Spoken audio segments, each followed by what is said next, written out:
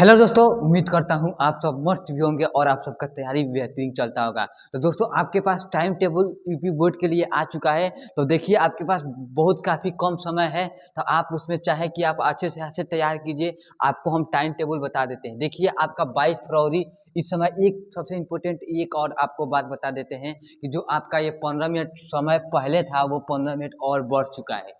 पहले 8:15 से था, कितने से था? 8:15 से था। अब आपका 8:30 से हो गया। आपका 15 मिनट समय बढ़ गया है और इधर 15 मिनट क्या हो गया है? बढ़ गया है। तो दोस्तों, आपका पहला पेपर है 22 फरवरी 8:30 बजे से लेकर 8:45 तक।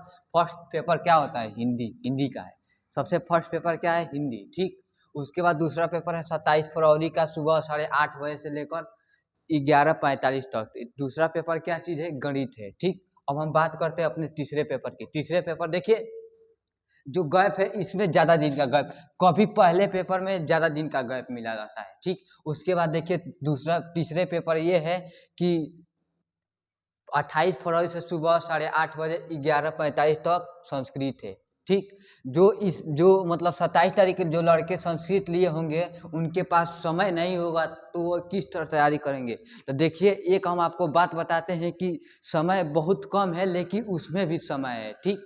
समय बहुत कम है लेकिन उसमें भी समय है आपको तैयारी करने का। तो देखिए, कोई भी गलती होता है तो उसको सुधार आप कर लीजिए। ठीक। अब देखिए, उसके बाद जो 28 तारीख का लड़का होगा उसको 29 तारीख और 3 पेपर वो बहुत डिस्टर्ब से देगा। तो इसलिए आप ऐसा तैयार कीजिए कि आपका पेपर बिल्कुल डिस्टर्ब ना हो। जो 29 फरवरी का जो पेपर है वो विज्ञान का है। ठीक।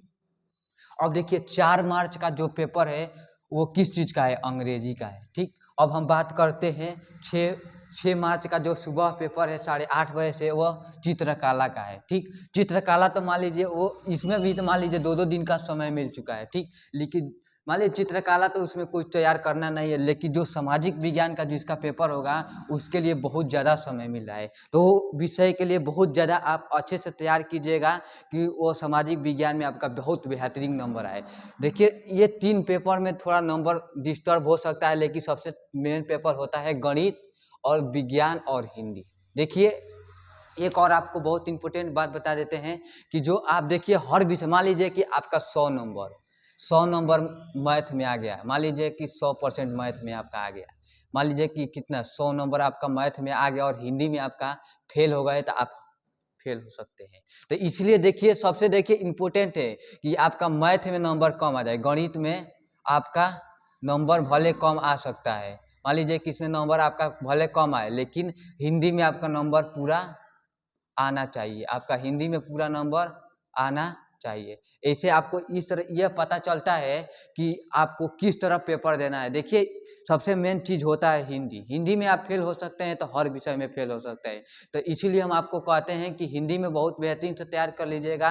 और अभी आपको मान लीजिए आज टाइम टेबल बनाए, इसके बाद हम मैथ का लेकर चले। अभी पिछले वीडियो में हिंदी के लिए बनाए थे कि हिंदी का पेपर कैसा आता है तथा उसमें कैसे पूछा जाता है।